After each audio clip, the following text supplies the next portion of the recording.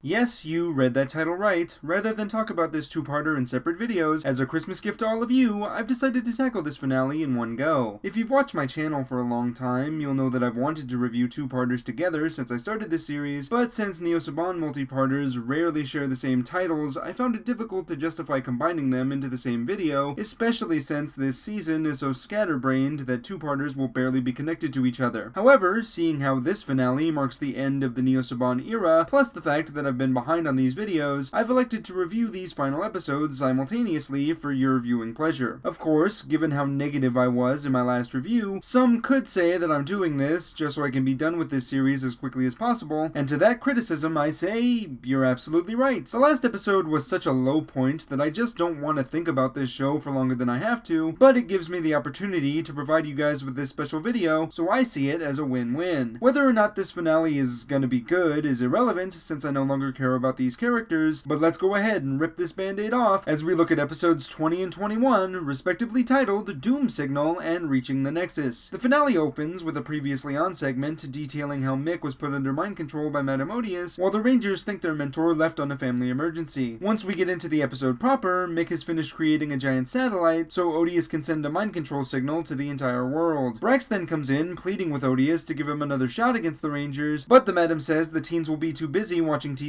to fight anyone. Mick wonders why any human would want to watch a monster TV show, but Odious says her show will star humans that she's going to kidnap. After the intro, Dane is seen dropping his sons off at school, proving my prediction that he wouldn't show up again until this episode. Mr. Romero questions what's going on, with Brody telling him that some TV shows holding auditions, not that it really matters to these two, since Brody essentially worked backstage on a TV set for years, and Lee Vaden is, well, you know, a famous country singer. Regardless, the two join the other Rangers in support of Haley, who is auditioning, but she's more concerned with Calvin being late since he was supposed to help her rehearse. On cue, the Yellow Ranger shows up, telling his girlfriend that his car had engine trouble, but when Haley wonders about her props, Calvin says that he accidentally forgot them at home. Apologizing again, Calvin tries to make Haley feel better about the audition, but the White Ranger's called upon before they can resolve things. After Haley's done, she gets off stage feeling confident about her performance, at least until Victor and Monty bumble their way through an audition, earning them laughter and a spot on the show. As the two are led away by the producer, Haley is left in shock at how those doofuses got chosen to be on TV over her, and all I can say is, welcome to my world. Haley asks Calvin what he thought of her audition, and though he hesitates to tell her the truth, the Yellow Ranger does end up saying that her audition choice was poor, and that she needed props. This only serves to make Haley angrier, since Calvin was the one who forgot her props, but before things escalate, the team decides to break for lunch. After the teens grab some grub, they see Victor and Monty with the producer, who reveals himself to be a monster, before sending the duo to the Warrior Dome. The Rangers morph into action to take on this new threat named Gorax, and while the monster starts beating on the Rangers badly, the momentum shifts when Brody activates his Battleizer. However, Gorax shakes off the Lionfire strike to introduce Brax as his backup, with both monsters being gigantified, forcing the Rangers to call their Zords. The team forms the Ninja Steel and Ninja Blaze Megazords to combat the villains, but after realizing they need more power, Brody calls on the Megathrone to put Gorax away. However, with Brax still standing, the Rangers are unsure of what to do, before Brody swaps out the Megazords on the throne, giving them the edge they need to win the day. Goodbye, Brax. We hardly knew ya.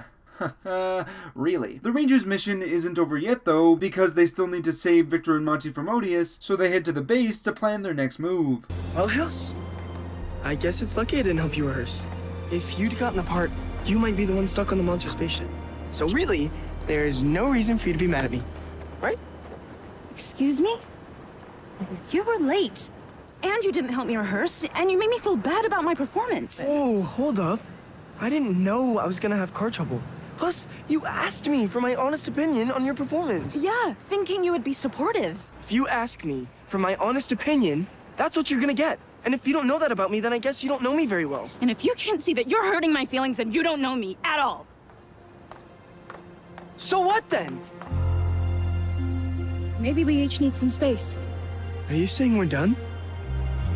Well, that was kinda sudden. We then cut to the ship where Victor and Monty are getting ready to take center stage, and though they refuse to demean themselves for monster amusement, they change their tune after some threatening. Cosmo ups the ante on the two's performance by forcing them to dodge some wrecking balls, and with her show ready, Odious orders Mick to activate the satellite. The Victor and Monty show is broadcast all over the planet, or that's at least what everyone says, even though the signal's only covering Summer Cove. Anyone who watches gets mind controlled after laughing at Victor and Monty, and I can't help but think this is how Nickelodeon views this show. Who cares if the main cast is underdeveloped and routinely shown to be terrible people? Everyone laugh at the dancing clowns! Back with the Rangers, Sarah sits Haley down, away from everyone, to talk about what happened with Calvin, with the White Ranger saddened that her 2-year relationship is now over. As the two talk, Sarah admits that Haley's audition was a little over the top, and that while Calvin wasn't there for her today, he's a lot better than he used to be. I might not agree with that last bit, since the show hasn't touched on Calvin being late since last year, but either way, the conversation makes Haley realize that she made a mistake. The White Ranger calls Calvin to make up, but the Yellow Ranger ignores her before immediately getting mind-controlled by the broadcast. I would point out that Calvin should be more on guard when watching this, considering he knows that Victor and Monty are with Odious, but he did just break up with his girlfriend, so I'll go ahead and let it slide. When the other Rangers make it back to school, they find the place closed, with Principal Hastings creepily telling them to go home and watch TV. After some investigation, the teens discover Basherbots in the building, but before they can find another way inside, Redbot calls the team to tell them what's going on. The robot friend tells the teens that he's going to try and stop the broadcast signal before Mick appears at the school, and this is the point where the Rangers realize the mechanic is under Odious's control. The Madam orders Badana to take a group of mind-controlled humans back to the ship before heading off with Mick to shop class, so the Rangers split up, telling Redbot to get out of the base with the Super Steel. Before Redbot can leave, though, Odious breaks in to take the Super Steel, and we cut to Sarah and Haley following Badana to the extraction point. Seeing the mind-controlled Calvin teleported to the ship, White and Pink pretend to be mind-controlled so they can be taken aboard, where they start looking for the Yellow Ranger. While that's going on, the other Rangers sneak into shop class, just in time to see Mick carving out a new Nexus Star for the prism from the Super Steel, but when their cover's blown, Odious retreats back to the ship, taking everything with her. The guys then find Redbot, who reboots when the girls call to inform them of their situation, and since they're on the ship, the robot tells White and Pink that they can stop Odious's mind control by destroying the satellite dishes there. The girls eventually find the satellite room, with Haley entering while Sarah holds off some bashers, and when their presence is alerted to the entire ship, Victor and Monty figure this is the perfect time to escape. Back on the ground, Odious casts a spell on the prism to make it work for evil, saying that her goal has always been to command an army while controlling the powers of the Nexus Prism, adding that she'll be more powerful than all the Rangers combined. Once Mick throws the Nexus Star into the prism, Brody flashes back, remembering how this all started, which is convenient since a mind-controlled Dane suddenly shows up to fight the Rangers. As the teens fight off their former ally, Preston tells Haley to destroy the satellite, but before she can, she's stopped by her ex-boyfriend. I cannot let you destroy this satellite signal.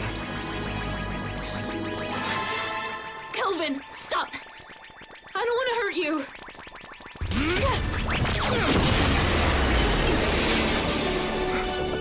Kelvin, help! Haley!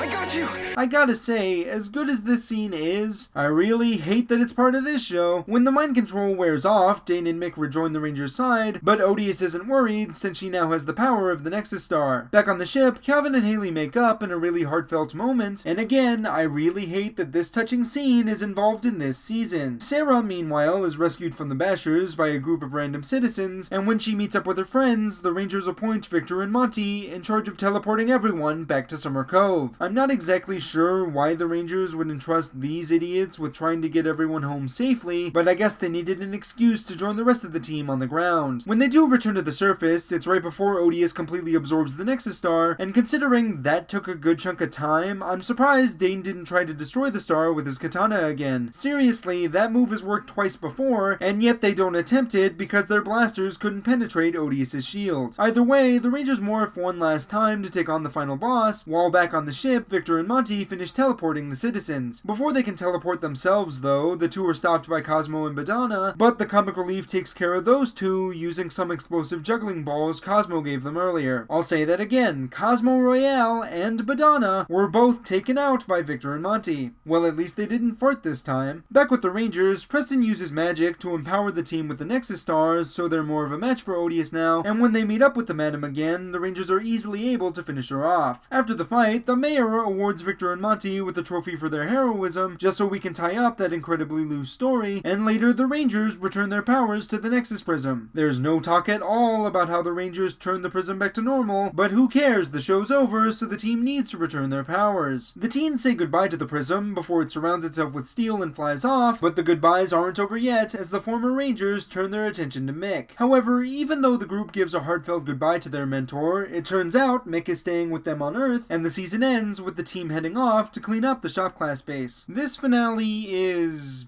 better than last year's, or at least I didn't hate it as much as I thought I would. It is interesting to compare this season to last year's finale though, since I feel that Ninja Steel's ending did some things better, but this one had less fart jokes, which is always a plus. The villains are certainly an improvement this time around, mostly because the show isn't trying to convince me of a betrayal that's underdeveloped, but despite that, there are things the villains do that don't make any sense. I'll go ahead and start with a small one, because this problem isn't exclusive to just the villains, but why is everyone acting like Odious took over the entire planet? I mean, we clearly saw that Mick's broadcast signal only covers Summer Cove, yet whenever anyone talks about the mind control, they always say it's broadcasting to the entire world. I suppose you could say that Odious didn't want to broadcast to the whole world until she got the Nexus Star, which would make sense considering she knows about the other Ranger teams around the globe. After all, she did say the Ninja Nexus Star was more powerful than all the Rangers combined, and if she is referring to other teams, of course Odious wouldn't want them thwarting her plan until she had enough power to defeat them. However, my counter-argument to that theory is that everyone else is still treating this like a global takeover, so I think the more likely scenario is that someone didn't tell the special effects artist to animate the signal going over the whole planet. Focusing on Odious herself, anyone else find it odd that we're only now discovering what her motivation has been this whole time? Don't get me wrong, it makes sense. I mean, she's been portrayed as this master manipulator who likes to mess with people's heads, so there is some continuity here, but some clarification of this goal, probably at the beginning of the season, would have made this plot feel less spontaneous and more like something the show has actually been building towards. That's not to say this is a great plan or anything. It's decent, but I don't know why Odious felt the need to include Victor and Monty. I sort of understand the issue that the people of Summer Cove wouldn't want to watch a show about monsters since they've been consistently attacked for the past 2 years, but at the same time, Odious has been shown to have the ability to make monsters look like humans. If you can do that, wouldn't it be easier to create a fake TV show with monsters to broadcast to the whole city? Why would you go through the trouble of trying to cast high schoolers as clowns, especially since you risk exposing your plan to the only people that can stop you, which is totally what ends up happening. This leads me to the one thing that is similar between this finale and last year's, and that is Victor and Monty's inclusion. Just like last time, the two don't really have a point here, with the script forcing them into situations so they'll have something to do. But again, there's no fart jokes, so at least this is a slight improvement. Still, there's no reason for the Rangers to have Victor and Monty rescue everyone from the Warrior Dome, other than it gives the show an excuse to pay off the 50th trophy subplot, which, if I'm being honest, is the most consistent plot thread this season has. I guess the Comic Relief's involvement is important because they end Cosmo Royale and Badana, but I'd care more about that if every other general previously hadn't also been taken out like a wimp. Luckily, Madame Odious gets a pretty good final battle, even though I do think it's weird that the show used Preston's magic as a Deus Ex Machina. However, I still prefer this fight over many other things in this finale because it's one of the few scenes that has any kind of closure. This is the problem with separating one Power Ranger show into 2 seasons, because while Ninja Steel was able to have some finality to its end, this Super Steel finale has a very unsatisfactory conclusion. I mean, I know the show itself hasn't been all that great, but I would have at least expected a much stronger send-off to these characters, other than them basically saying, "Thanks for the help, Prism, bye." Really? I spent 2 years of my life talking about these people, and this show isn't going to give me any kind of indication that they've become better people by the end of all this? I know that's difficult to do after the collective character assassination in the episode before this, but at least give me something that makes me feel like this show was worth watching. Granted, this finale did focus heavily on Kevin and Haley's relationship, but despite how good those scenes are, including them now only serves to make me hate episode 19 even more. By this point, you guys know my position on this ship, and how I think whenever it's focused on, it makes the show 1,000 times better. It even goes to places in this finale that I've been wanting to see from Power Rangers, honestly since Megaforce, with this couple being forced to combat each other thanks to an evil scheme. However, as much as I love that the show tried to put its best foot forward by making these two the major focus of the finale, I have to keep reminding myself that these were the same 2 people that helped their friend essentially drug their principal last time. Once that thought enters my mind, I instantly don't care about any of these characters, nor do I want to see what happens to them, and that is unfortunate. Overall, this finale is okay, but I can't shake the feeling that it would have been better if the rest of the season hadn't been mostly a dumpster fire. In hindsight, it's a shame that Ninja Steel chose to end most of its major plot threads in its finale, because while it did make for a convincing way to break up the seasons, it ultimately left Super Steel still with little to work with in terms of story. Now, that wouldn't have been a problem had this season taken advantage of any of the numerous interesting ideas presented throughout this show to build a new narrative. But at nearly every turn, Super Steel waters down any aspect that would make this show unique in favor of following the most basic of Power Rangers formulas, and as a result, it makes the entire Ninja Steel series feel like wasted potential. This is also true for the characters, but unfortunately, they come out of this season looking much worse than they did at the beginning of the year, thanks to filler episodes that do more to bury these people rather than build them up. However, there is a bright side here. This show is over, meaning that I no longer have to talk about it ever again. I can just sit here and wait for Hasbro to hopefully save this franchise.